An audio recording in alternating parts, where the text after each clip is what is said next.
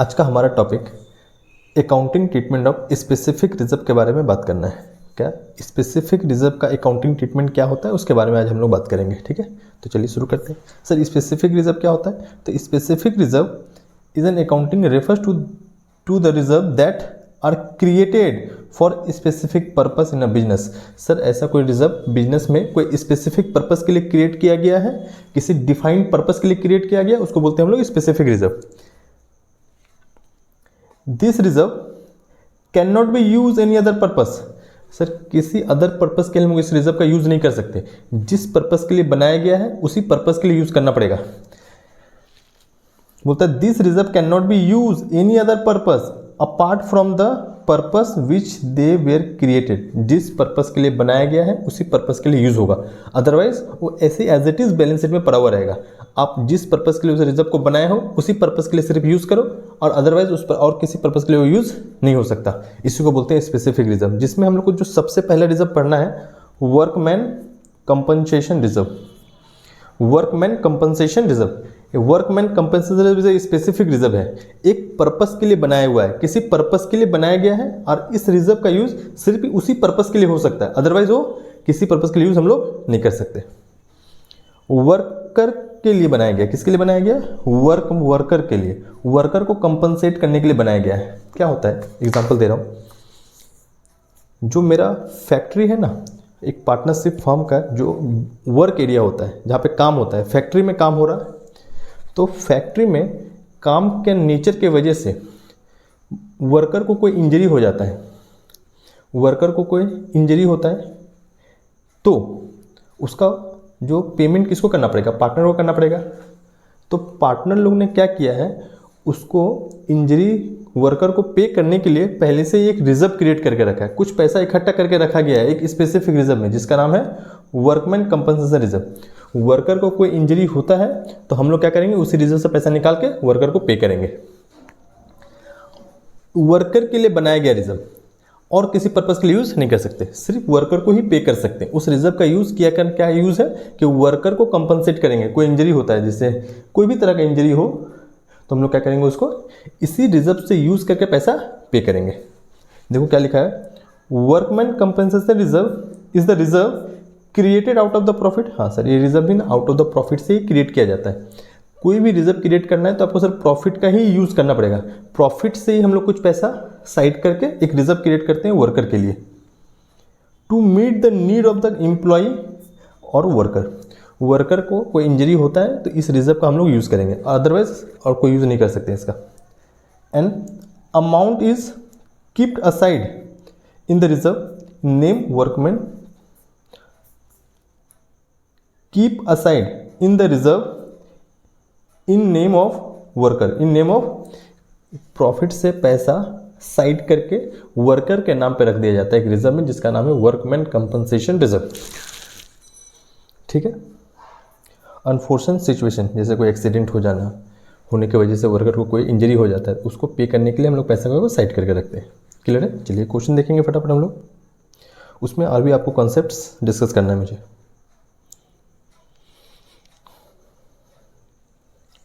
A and B are the two partners in the ratio of 2:3. They decided to future profit and loss ratio equally. बाद में वो लोग equal कर लेंगे। Sir पहला ratio 2:3 है, फिर बाद में वो लोग क्या किए, इक्वल कर लिए। क्या किए? इक्वल कर लिए। ऑन 1 अप्रैल 2016 बैलेंस शीट में सर रिजर्व दिख रहा 40,000। कितना का रिजर्व दिख रहा? 40,000 का। हमको टोटल 4 केसेस डिस्कस करना है हम लोग को, आपके साथ। ये चारों केसेस को डिस्कस करेंगे, अलग अलग केस में अलग अलग ट्रीटमेंट किया जाता है, तो चारों केसेस को इसी क्वेश्चन के साथ समझाएंगे आपको। ठीक है। तो पहला केस क्या बोलता है कि आपके पास रिजर्व है 40,000 का। Case 1, if there is no other information, और क्वेश्चन में कोई इन्फॉर्मेशन ना दिया हो। इसका मतलब क्वेश्चन क्या बोलना चाहता है, कोई क्लेम नहीं है, वर्कर के साइड से कोई क्लेम नहीं है, तो बोलेंगे सर ये रिजर्व तो पूरा का पूरा ही बच गया, कुछ यूज हुआ ही नहीं वर्कर के लिए, तो पूरा का पूरा रिजर्व बच गया, तो पूरा का पूरा ही आपको पार्टनर में इसको बांट देना पड़ेगा, पार्टनर में बांट देना पड़ेगा। जब पूरा का पूरा ही बच गया तो इसको हम लोग बोल सकते हैं फ्री रिजर्व भी बोल सकते हैं। क्या बोल सकते हैं? फ्री रिजर्व, क्योंकि कुछ यूज तो हुआ ही नहीं। जब रेशियो चेंज हुआ उस टाइम कोई रिजर्व का कोई यूज ही नहीं है, कोई पार्टनर का क्लेम, कोई वर्कर का कोई क्लेम नहीं है। जब कोई क्लेम नहीं है तो हम लोग बोल सकते हैं कि रिजर्व पूरा का पूरा फ्री है, तो पूरा का पूरा फ्री होगा तो पूरा का पूरा ही पार्टनर में बांट देंगे। तो एंट्री आपको डालना पड़ेगा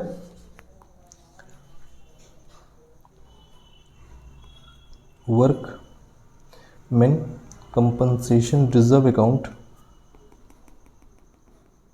डेबिट टू। जब फ्री रिजर्व को सर हम लोग किस में बांटते हैं, फ्री रिजर्व को हम लोग क्या करते हैं ओल्ड पार्टनर में डिस्ट्रीब्यूट कर देते हैं। तो ये भी रिजर्व पूरा का पूरा भी फ्री है, तो पूरा का पूरा ही ओल्ड पार्टनर में बांट देंगे।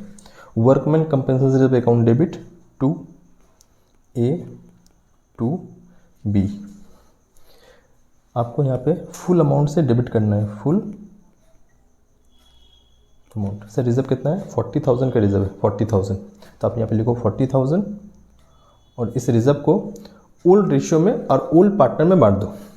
तो 40,000 इंटू 2/5,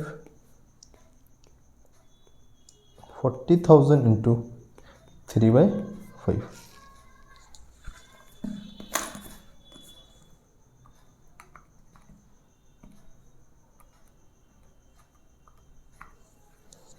तो सर पहला का आ रहा 16,000, उसके बाद वाला क्या आएगा आपका 24,000। ये आपका है केस 1। आपको केस 1 समझ में आ रहा है? गुड, आगे केस पढ़ते हैं। Case 2, if a claim amount workman compensation estimated to 25,000। जब प्रॉफिट शेयरिंग रेशियो चेंज हो रहा था उस टाइम पता चला कि 25,000 का क्लेम है। हाँ ठीक है, कोई दिक्कत नहीं। रिजर्व में सर 40,000 है, 25 उसमें से क्लेम है, तो 25,000 पे कर देंगे। लेकिन कुछ पैसा रिजर्व में अभी भी बच रहा, तो याद रखिएगा आप लोग कि पैसा बचेगा तो पार्टनर में बटेगा। तो सर 40,000 में से 25,000 का क्लेम है, तो हम लोग 25,000 वर्कर को पे करना पड़ेगा। ठीक है, तो 15,000 रुपया बच गया, तो जो पैसा बचेगा वो पार्टनर में हम लोग क्या करेंगे उसको डिस्ट्रीब्यूट कर देंगे। चलिए एंट्री डाल के दिखाते हैं आपको, आइए।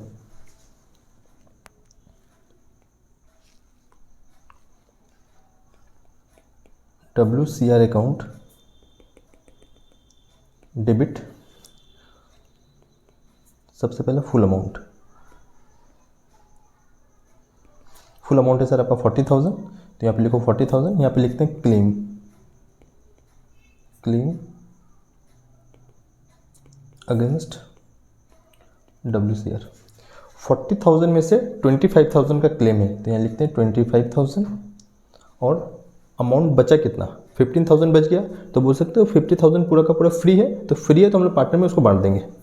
तो यहाँ लिखते हैं 2A to B। आपको 15,000 को 2/5,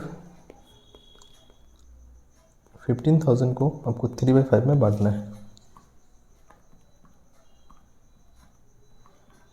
इंटू 2/5। 6,000, 9,000। ये आपका है केस 2। दोनों केस क्लियर है? चलिए आगे बढ़ते हैं। केस 3 बार देख लेते हैं क्या बोल रहा क्वेश्चन।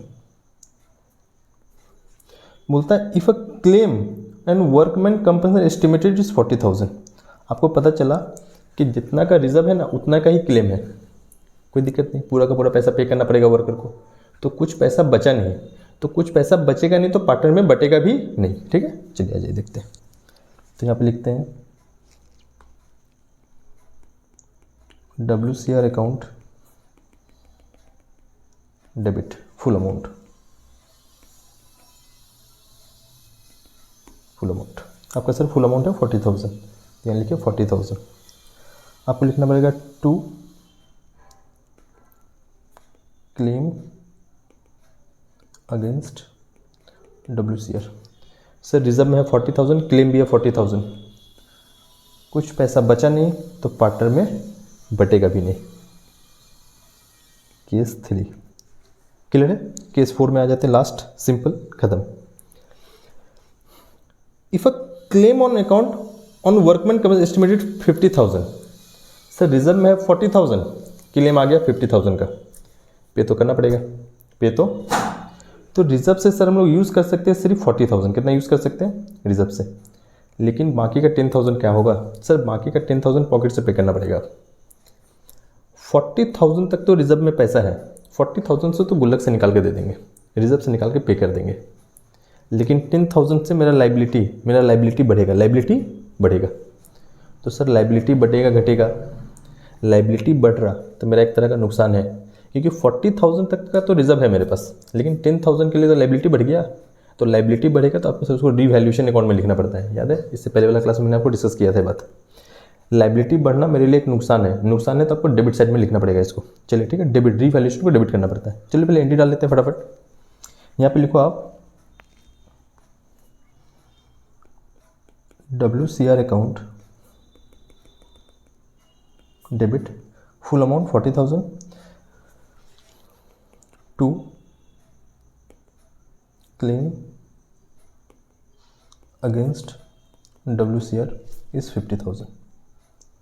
सर रिजर्व में 40,000, क्लेम आ गया 50,000 का, 10,000 का डिफरेंस आ रहा है मेरा, इससे लाइबिलिटी बढ़ेगा तो रीवैल्यूएशन को डेबिट करना पड़ता है। तो यहाँ लिखो revaluation account debit, revaluation account debit 10,000।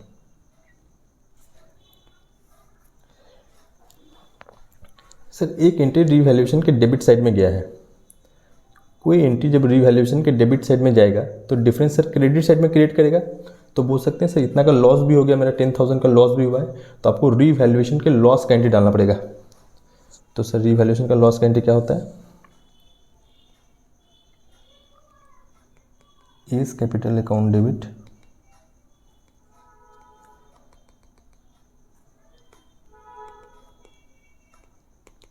बीस capital account debit to revaluation. Sir loss हुआ आपका 10,000 का, अब इस 10,000 को 2:3 में बांटना है आपका, 4,000 एंड 6,000। क्लियर है? आपको समझ में आया पूरा कॉन्सेप्ट अच्छे से? चलिए गुड, थैंक यू।